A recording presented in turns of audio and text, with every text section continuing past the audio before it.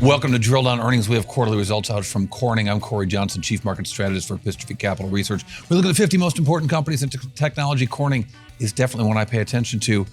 Bias alert. This is one of the few stocks that I own. I do not give investment advice. Indeed, I lost money on this today. But let's look at what happened in this business. Q3 numbers better than expectations here, but the market didn't like these results, and let's talk about why. So in the third quarter, revenues up 21% on a year-over-year basis. A really strong growth for this company. And beyond those numbers, operating margins are getting better and better at this company. They did a huge sort of strategic reorganization a few years back, and it's starting to show some results where revenues are growing fast, operating margins are growing fast. Their core operating margins, they say, are at 19.6%. So really strong for this company. They say that operating margins are going to get to 20% in short term here, a year ahead of their plans by the end of this year.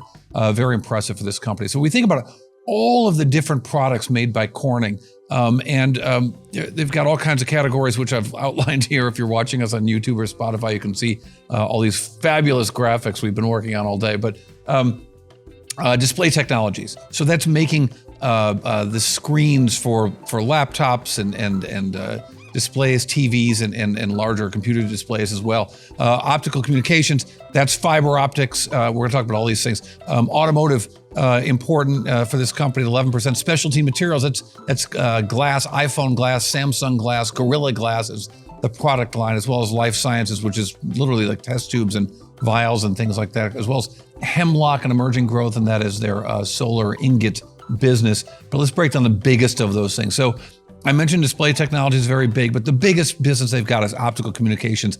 And that's the thing everyone's really excited about right now, because the notion of fiber connecting data centers, both within data centers as they scale up and data centers connected to each other as they scale out. Really fascinating conversation in the conference call about that. If you want to understand these technologies a little bit, this optical stuff that I follow so closely, you can watch, of course, our podcast, but you can also check out the Corning's earnings call, because Wendell Weeks, CEO, really gave a master class in how those businesses work. Optical communications growing at 33%. That's really good, a lot better than a business that was shrinking only 2 years ago, but not as fast as the growth that they had seen just 3 or 4 quarters before today. And so as a result, I think that's really the reason the stock sold off. We'll talk about that. But their enterprise network sales and their scale-out Gen AI interconnect deployments, their carrier networks as well, data centers that are not related to Gen AI, also expanding their use of a more modern fiber than what's in the ground right now. And so that was really positive in this quarter, but maybe not the fantastic growth that I had hoped for. And others, Wall Street was modeling even bigger numbers than I was.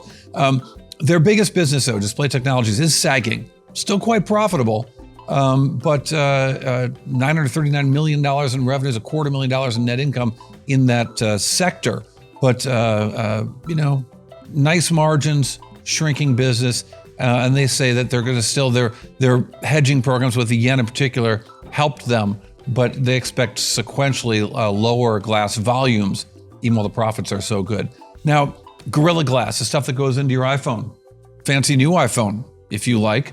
But the Gorilla Glass in the iPhone, their specialty materials group saw revenues jump 13%. Apple gave them a big boost here to $621 million in the quarter here. And also they're expanding their manufacturing footprint. I think it was in Kentucky. They talked about a factory there that's building specifically for Apple products and for Gorilla Glass.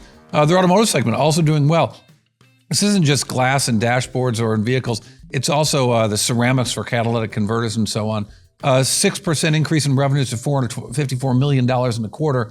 Net income up 33%.